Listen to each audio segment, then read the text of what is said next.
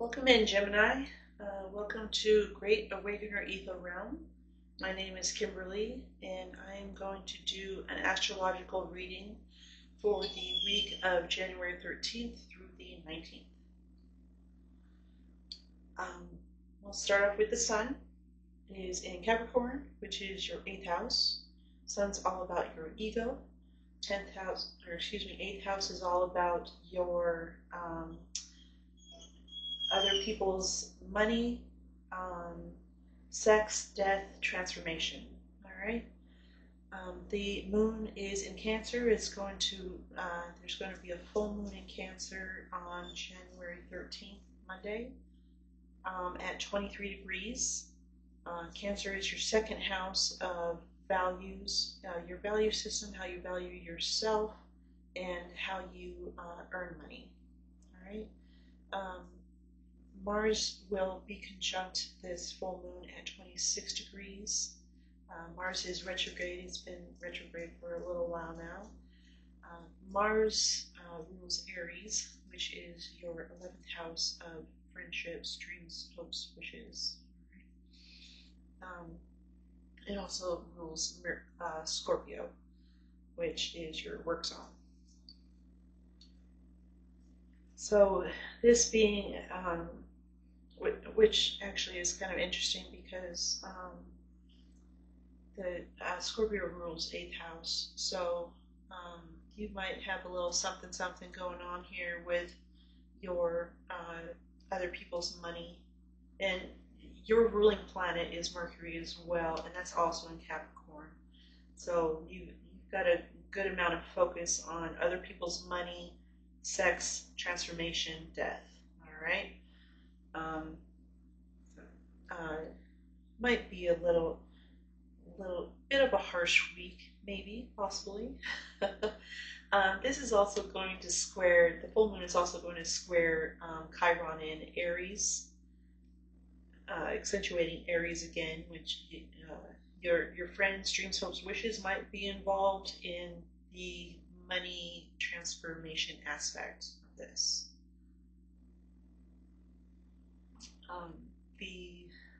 We've got a whole stellium here in Pisces, which is your career sector. Venus being in there and Neptune also, it definitely softens the Saturn aspect. Saturn is the ruler of Capricorn, which again is the ruler of your 8th house. There seems to be a lot of emphasis on your 8th house right now, which again, I'm going to say again, is your other people's money, sex, death, transformation. All right. So it kind of seems like you might have a good focus on that this week. Also in your career house, we have the lunar node, the north node just went into Pisces on January 10th, 11th. And it's been in Aries for the last year and a half, since September 2023, which focuses again on your 11th house, dreams, hopes, wishes, friendships. That's probably where a lot of your focus has been this past year and a half, but now that it's moved into Pisces, it's more about bringing your focus into your reputation and your career zone. All right. Jupiter is also in your sign at the moment at 15 degrees, which it is retrograde at the moment, but it is going to start moving forward on February 4th, I believe. Let me look. Yep, February 4th. So Jupiter, it's all about expansion. When it goes into retrograde, all retrogrades are about going within. So, and Jupiter also rules Sagittarius, which is your 7th house of relationships, both business and personal. All right. So, this whole year, basically, since last year, I believe last May is when Jupiter went into Gemini. Jupiter always brings good luck, whether it's in retrograde or not. it usually brings good luck to the house that it's in. So that stays in there till, I believe, April, if I'm not mistaken. May. I'm going to have to look that up. But this report is supposed to just be for the 13th through the 19th. So we're going to try to just keep focus on that. So moving on, the moon is then going to go like Tuesday, Wednesday, going to go into Leo, which is your communication zone, which is the zone that you actually rule. It's your third house. All about communication and short distance travel. All right. When it goes in there, it immediately opposes Pluto in Aquarius, which is your ninth house of higher learning and long distance travel. Pluto is all about transformation. It just went into Aquarius in November. It's been there since, it's been going back and forth between Capricorn and Aquarius for a couple years now, but now it's made its permanent stay for the next 19 years. So we've been able to acclimate to its energy a little bit, but it's still going to be a new energy for a while. Pluto isn't something that you're going to feel in a direct level unless something like the moon comes around and aspects it. But the moon moves so quickly that it's pretty fleeting. So this has to do with your third and ninth house. Not a big deal. Those are really good aspects. Your third and your ninth house are good houses. They don't really cause a whole lot of upheaval, you know. So this is pretty much about awakening.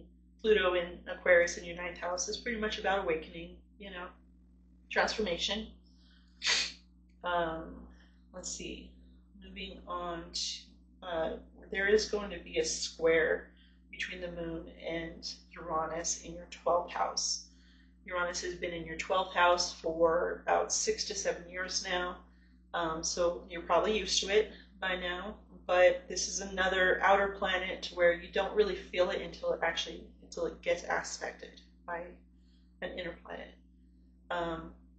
So you have your 12th house and your third house being disrupted for a little while. So, you know, 12th house is about dreams as well as your all the hidden aspects, your subconscious.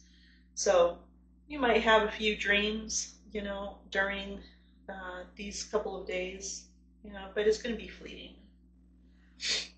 And then moving into Virgo, like Thursday, Friday, excuse me. Virgo is your home sector, and it's going to oppose all these planets in Pisces, your career sector. So, like I said, it's going to be fleeting.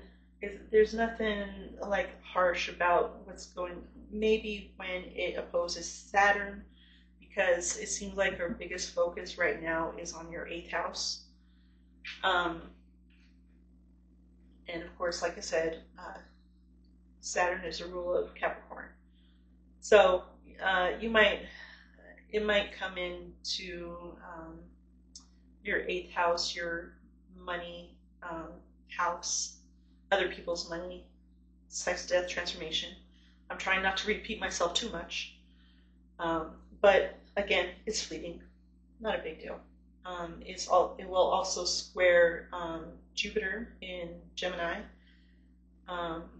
So that can, you know, Jupiter brings expansion, and it's the luck, is the benevolent, you know. Can't really say that that's like worrisome, you know. Squaring Jupiter or Venus is like what, you know, a square aspect, you know, supposedly is not good. Brings some chaos, but not when you're squaring those two planets, really. Then it's going to go on to oppose the North Node and Neptune and conjunct your South Node. So South Node is all about getting rid of that does not serve you any longer. And you're going to be probably focusing on getting rid of all those kind of things in your home family sector for the next year and a half. Um, so South Node, North Node. North Node is career, reputation. That's what you're probably going to be focused on for the next year and a half, and like slowly get rid of anything from your home and family that doesn't, you know, you might be going through some healing with your inner child, your parents, somewhere around those subjects. Going into the weekends, Moon goes into Libra, which is your fifth house of romance, creativity, children. Um,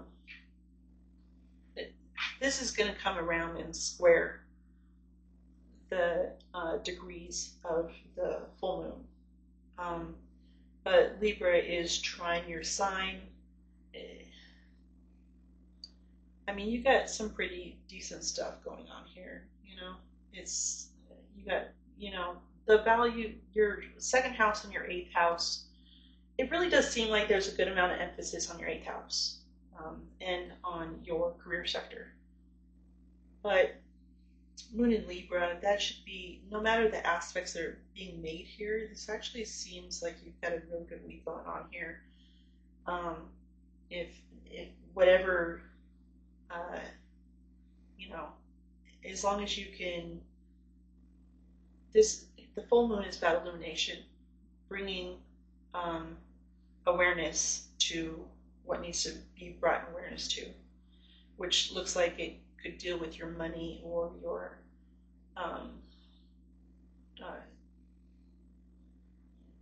death. I'm trying to find the words to put this nicely, but sex, death, transformation, value system, how you value yourself. That's going to be illuminated, especially if your planets are any planets that are close to 23 degrees. All right, but Libra, it's going to come around and trine Jupiter, and I mean, even the trine, you're going to have a trine to Pluto in Aquarius. I mean, that's a good aspect. So, and of course, Pluto is all about, rules the 8th house, rules Scorpio as well. Both Mars and Pluto rule Scorpio. And they're both about, the 8th house. So, yeah, that's where your focus is going to be mostly, is your 8th house. Moon in Libra is going to be nice and good for you. Very easy aspect. Not too much. I think you're going to have a decent week. Just that focus on your 8th house is where everything is, in my opinion. And if you can get that under wraps and taken care of, full moons are usually pretty powerful for probably 4 to 5 days, and then they make these, it's like awareness, acceptance, doing something about it, and making a decision to do something about it, taking action, and then back again. So yeah, just that's really all that I see going on. It's not so bad. By the end of the week, you might have some romance going on. So yeah, it looks like a pretty good week for you. So I'm going to leave it here. I hope you enjoyed this reading. If you would like a personal reading, I do astrology, tarot, other healing modalities. If you'd like to visit my website, you can also hit that subscribe button. I'll be back next week to discuss the coming week. So thank you, Gemini. Appreciate it.